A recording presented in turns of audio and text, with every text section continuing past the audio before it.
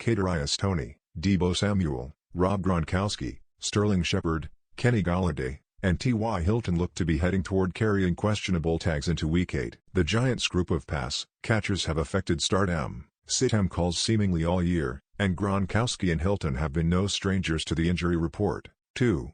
Samuel was a surprising name on the injury report, as there was no indication he got banged up last Sunday night. We have the latest injury updates ahead of your fantasy sit-em decisions. For news on ailing RBs Nick Chubb, Saquon Barkley, and Miles Sanders, click here. For updates on hurt QBs Dak Prescott and Baker Mayfield, go here. For all the latest fantasy news, follow us on Twitter at SNFantasy. Week 8 Fantasy, Sleepers, Busts, sit-em like teammate Saquon Barkley, ankle, Toney, ankle, didn't practice on Wednesday, but he worked on a side field with trainers. It's too early to know if he'll play against Kansas City, but we may not know until Monday night. With so many Giants pass catchers dealing with the injury bug, many fantasy owners are in flux this week since their game isn't until Monday. Let's keep this simple. If Toney, Sterling Shepard, and Kenny Golladay are all out, Darius Slayton is a must-start. If any of the three are active but the others aren't, they feel like must-starts, too. If everyone is healthy, Shepard seems like the best option, but Toney has the most upside based on what we've seen so far. Dante Pettis will once again have some value if all the guys in question are ruled out. Be sure to monitor all these guys as close to Monday as you can.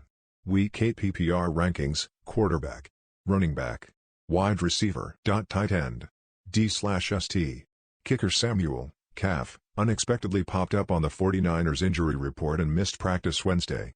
This feels more like a veteran rest day than a concerning injury, and Kyle Shanahan is optimistic Samuel will play against Chicago in Week 8. Chicago's defense has looked great at times and awful at times, but Samuel is a must-start if Hess in the lineup. He accounts for a little over 44% of San Francisco's total receiving yards and has a 34% target share. Regardless of matchup, he'll be heavily targeted, especially while George Kittle, calf, remains out on IR for one more week. We rank Samuel as our WR16 in standard and in PPR leagues. Jimmy G has struggled, but Samuel's volume and yak ability sets his ceiling at a WR1 performance. Week 8 standard rankings: quarterback, running back, wide receiver, tight end, D/ST. Kicker Gronk, ribs, is expected to play in Week 8 against the Saints, marking his first game action since Week 3.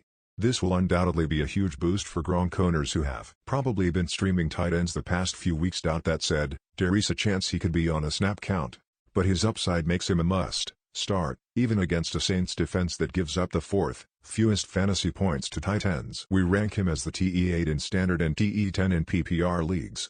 Even though we bump him down due to some concerns, you're still not benching a top 10 tight end. Week 8 DFS lineups: FanDuel, DraftKings, Yahoo. Shepard was another Giants player who merely worked with trainers Wednesday, and Hess in the same boat as several other banged-up Giants. See Kadarius Toney's section of the post to sort out this injury-riddled skill group in New York. If he does play, we do like him most out of all Giants WRs and rank him as the WR24 in standard and WR23 in PPR. In tough matchups, he is much more valuable in PPR leagues, but against Kansas City, he can rack up a ton of catches and yards. More Week 8 DFS. Best stacks, best values.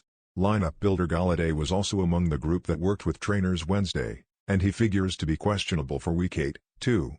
Check Kadarius Toney's section of the post to see how we try to make sense of this messy Giants pass catcher situation. With so many guys banged up, it's a tough road to navigate because the game isn't until Monday. Week 8 NFL picks advice: Pick'em pools. Survivor pools Hilton, quad, did not practice Wednesday, coming off of a week he didn't practice at all and was eventually ruled out for Sunday Night Football. This is another fluid situation, so it's one we'll have to monitor closely.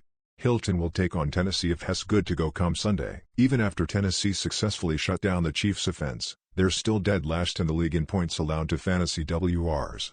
With that taken into consideration, Hilton is a high-risk/high upside flex play in all formats. We slotted him in at the WR34 spot in standard and WR36 slot in PPR leagues.